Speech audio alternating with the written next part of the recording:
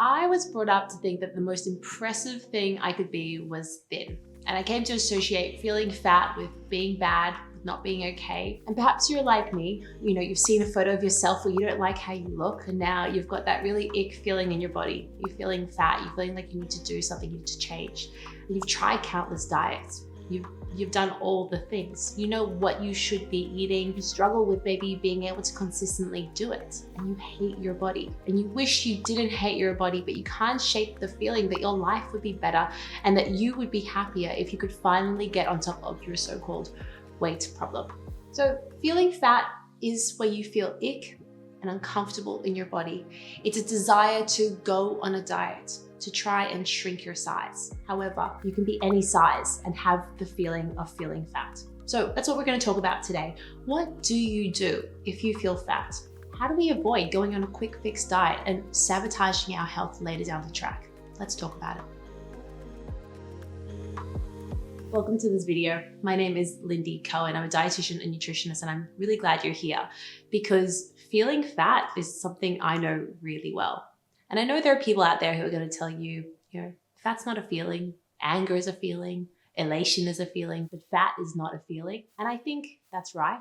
But also I think it's merely a turn of phrase. And I don't want grammar to get in the way of me being able to say, I understand what it is that you feel. For years, I struggled with my weight. And I felt like I could get on top of everything else in my life apart from my weight. I was constantly gaining weight and losing weight, gaining weight and losing weight.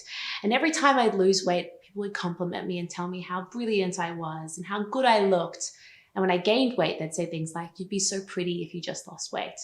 Or you can't reach your potential until you lose a few kilograms. And it really stuck with me. At some point, I decided that I was done hating my body. I was done dieting. And I decided, you know what, even if I was going to be in a heavier body, I was going to do the work to create a healthy relationship with my body and with food and stop dieting. And then over the next 4 years, I ended up losing 20 kilograms. And it was weird because it's this thing that I had chased my entire life. Weight loss had become the natural consequence of accepting myself and not constantly chasing it.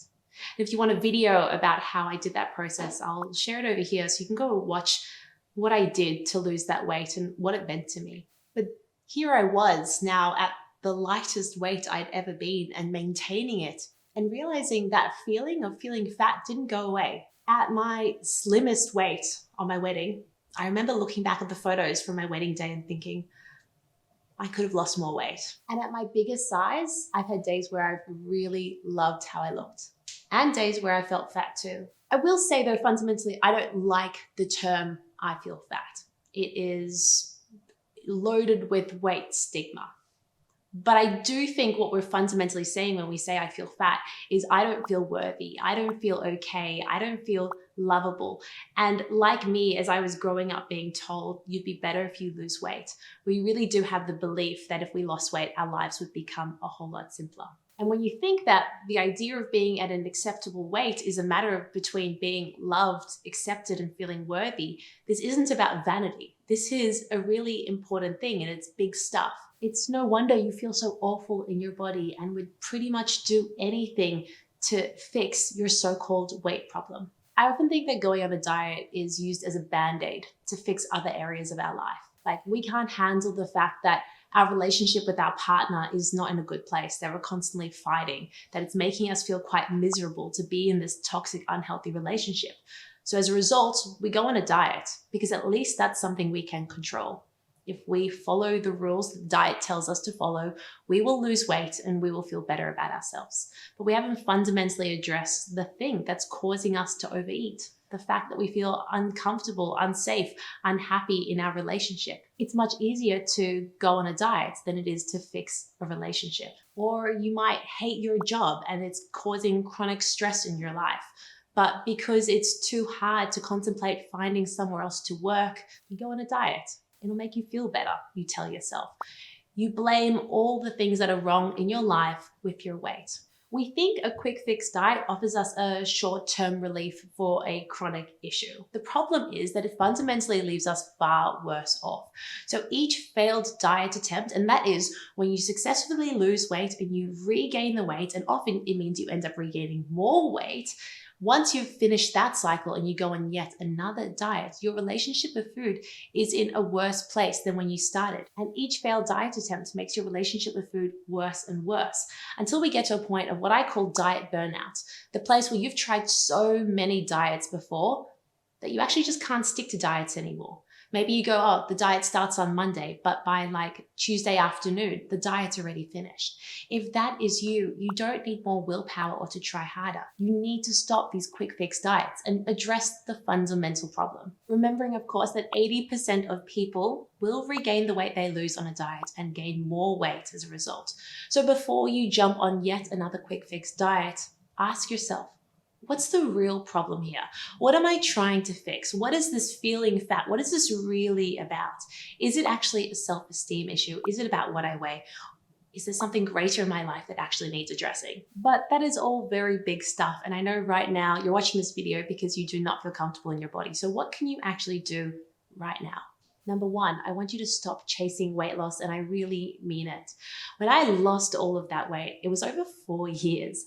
And what that means is I actually only lost 100 grams or 3.5 ounces per week. Now, if I had been measuring my success based on the number on the scale, do you think I would have been satisfied with only losing 100 grams per week?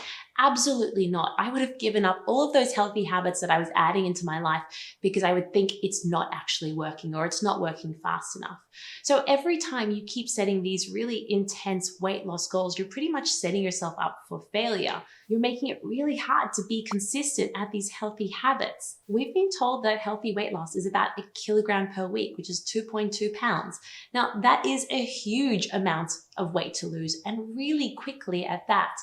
I don't want you to strive for that. What I want you to do is to add in these healthy habits bit by bit and slowly allow your body to change with you. The real problem with setting a weight loss goal is what happens when you reach the goal. I've seen this happen so many times with people. They go, I want to lose a certain amount of weight in 10 weeks. They get to that goal weight, and then afterwards they celebrate and go, I did it. They finished the race. But what happens afterwards? They don't keep up with all the habits that they needed to do in order to lose the weight. As a result, they end up regaining the weight. And now that their relationship with food is in a worse off place, they end up gaining more weight back. I don't want that to be you. Perhaps for the first time in your life, I want you to start to make changes in your life that feel good for your body, using other metrics to measure your success, whether it's your blood pressure or your cholesterol or how fit you are or how easily you fall asleep at night, instead of using the scale to determine whether or not what you're doing is working. And I want you to stop setting such extreme and unattainable weight loss goals. It's actually sabotaging your health and likely making you gain more weight in the long term. Tip number 2, I want you to stop swimming. And I want you to build a bridge instead. What do I mean? Or imagine you're swimming in a river and the current is so strong. What we try and do when we go on a diet is we just white knuckle it and we swim as fast as we can. But ultimately we get more and more tired the longer the diet goes on. As a result, we can't actually maintain any of those habits. You can't swim to the other side. What I want you to do is to build a bridge over the river instead. Yes, it's going to take you a whole lot longer to build a bridge than to quickly swim over to the other side. But it means you'll always have this bridge that you can climb back over again. And this weird analogy is really just my way of saying, I want you to work on having a healthy relationship with food. When you have a healthy relationship with food, you have something called food trust. You trust that food is always available. This means that you might become the kind of person who doesn't finish everything on their plate because you already feel full. And you trust that anytime you want more food, you can have more food. Therefore, who cares if you leave a little bit of food on your plate because you know that you are satisfied? Having a healthy relationship with food means that you don't eat past fullness because you know that there is always more food. It means you might make healthier choices naturally without it feeling like a punishment. And with a healthy relationship with food, you're going to find it a whole lot easier to reach and maintain a healthy and happy weight that's right for you. And listen, if you need more help with this, please follow me on Instagram. I'm nude_nutritionist. This is something I talk about all the time. How do we add in these healthy habits? How do we build a bridge? How do we create a healthy relationship with food? If you follow me on Instagram, you'll be getting all of those tips totally for free. Point number 3 is to shift your habits bit by bit. You've kind of heard me allude to this idea of I added in these little habits. So all I did is I picked a healthy habit. It could be cooking at home more, or prioritizing a healthy grocery shop, or walking instead of driving to take my kids to school.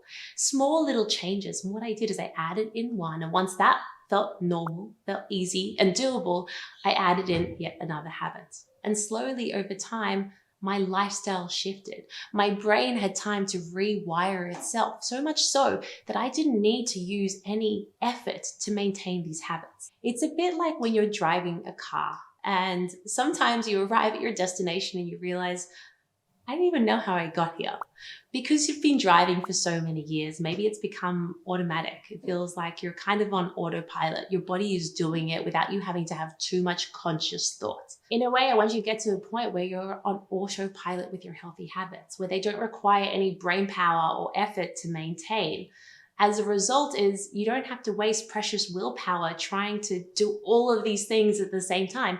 You only have to focus on one habit at a time. And all those other habits, they're now on autopilot, allowing you to build. I promise you, in 1 year, your life will be completely different. And in 5 years, your life will be completely unrecognizable, and you will probably be unrecognizable as well, in a good way. I will say that I think we all have something called a happy weight, a weight where we feel most comfortable at, where our body is free from aches and pains. And beyond that, we have the energy to do the things that we like. I think it can feel a little bit overwhelming thinking about how to get there, and how do we get there without falling into all these diet rules and diet traps that only sabotage us and trip us up. So if you need a little bit of extra help, I actually have a free guide called Find Your Happy Weight, and I'll link it down below so you can grab it if this is something that you'd like a little bit more help with. But if you haven't yet, please subscribe to this channel. It's a small thing that you can do to help encourage me to keep creating free and science-backed advice that I share with you on YouTube.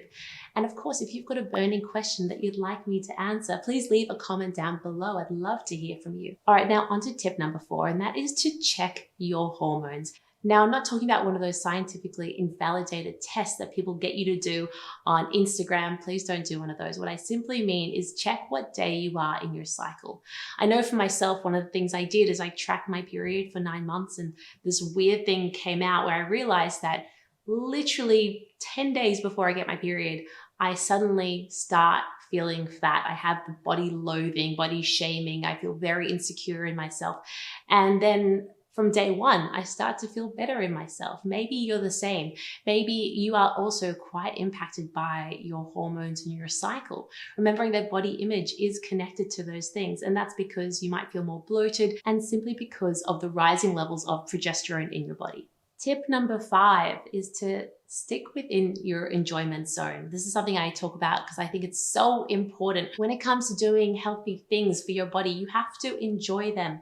You can't force yourself, and as I said, white knuckle yourself to do these healthy things if it feels unenjoyable, unfun. It's really hard to maintain. So if you struggle with consistency, perhaps the missing ingredient is the enjoyment zone. I mean, who cares about the fat burning zone if you can never stay within it for a long time? Or who cares about the heart rate zone if you can't be consistent? Sticking within the enjoyment zone might mean that instead of going for a run, you go for a walk. You pop in a podcast, you take your dog, and you really enjoy it. Yes, you would burn more calories if you went for a run, but if you can consistently go for a walk and find it enjoyable, then your health is going to be so much better off in the long term. So remember, the key to consistency is enjoyment. And number 6 is to clear out your wardrobe. As I said, I felt fat at my biggest size. I felt fat at my smallest size. And one of the things that would quite consistently make me feel really bad in my body is going to my wardrobe each day and not having clothes that fit me. I kept doing this thing where I was buying clothes that in case I lost weight, or I'd hold on to clothes that I used to fit into in case I lost the weight again. And all that would happen is I'd get to my wardrobe each day and I'd feel like I had nothing to wear. I had a wardrobe that was bursting with clothing, but nothing that actually made me feel good. I recently accepted that maybe I just need to buy the size that fits me instead of getting bogged down in the size I thought I was or what I wanted to be. Remembering, of course, that fashion retailers do not have consistent sizes. So you might be 2 sizes different according to different brands, and that's totally okay. I like to size up because it allows room for me to eat and breathe and move. And of course, by the end of the day, you are going to be more bloated because your stomach will distend as a result of you doing basic digestion. This is not always a problem. This is just a pure fact about being a human, and it's totally normal. Let's start buying clothes that fit our body instead of trying to change our body to fit our clothes.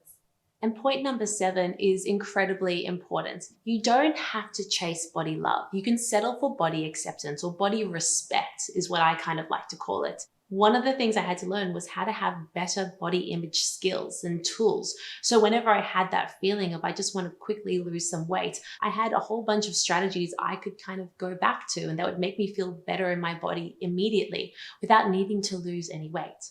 And I actually decided I was going to put all of these strategies and tools and tips together into what I call my body confidence toolkit, which you can download for free, and I'll pop a link down below for you to get it. When you notice in your brain the thoughts like, oh, I really feel fat, I really need to lose weight quickly, I need to go on a diet, I want you to notice that voice, that self-loathing, the poor self-esteem, and instead of coming back at it with a serve of toxic positivity that doesn't really get you anywhere, instead what I want you to say is something like, I feel fat, but I'm still worthy of respect. Or you could try something like, I don't need to lose weight in order to take care of my body right now.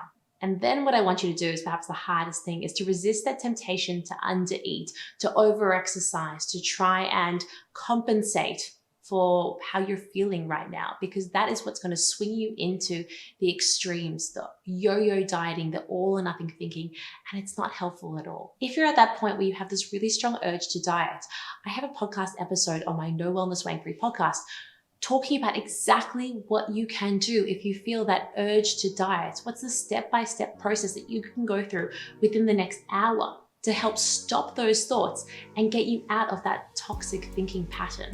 I'll leave a link down below so you can listen to that episode if you'd like to. And just to wrap it up, remember that what you weigh is the least impressive thing about you. I know you've been taught your whole life that it is the be all and end all, but you can feel confident at any size. And feeling fat has nothing to do with how much you weigh. It's got to do with how you think about yourself. And you can start to change how you think about yourself and start to prioritize health over weight. Anyway, I hope you've enjoyed today's video, and I'll see you next time.